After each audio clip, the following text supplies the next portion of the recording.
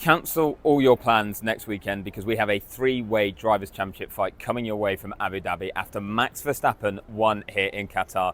And it's not just about Max Verstappen winning this race, but about McLaren losing this race, because there was a big strategic error that McLaren made early in the race that opened the door and Verstappen walked right through it. There was a safety car period 7 laps into the race, which meant there was 50 laps to go. And with the Pirelli maximum stint lengths of 25 laps that were imposed for this weekend, it meant you could do the race with one more pit stop if you made your stop at that point. Every team seemed to acknowledge this. They realised that under the safety car, you'd save a lot of time making that first pit stop at that point.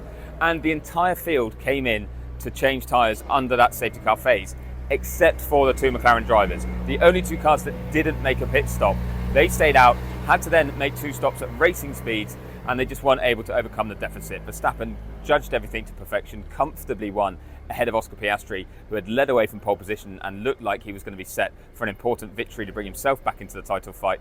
Norris, though, was promoted to second when Verstappen made his stop, but then dropped back to 5th place in the closing stages when he made his second and final stop. Managed to get past Kimi Antonelli very late on when Antonelli made a mistake, but he couldn't get past Carlos Sainz, of all people. Sainz with a brilliant drive to finish 3rd. That kept Norris off the podium and means that Verstappen is now just 12 points adrift of Norris heading to Abu Dhabi, halves the points deficit that he had coming into this race weekend. Piastri is 16 points back, so still in the frame, and we do have a 3-way fight, and it is still in Norris's hands. But McLaren have dropped the ball big time. They've had big opportunities to get this sewn up. The double disqualification that they had in Las Vegas is really going to come back to haunt them, but also that decision here that they had to make.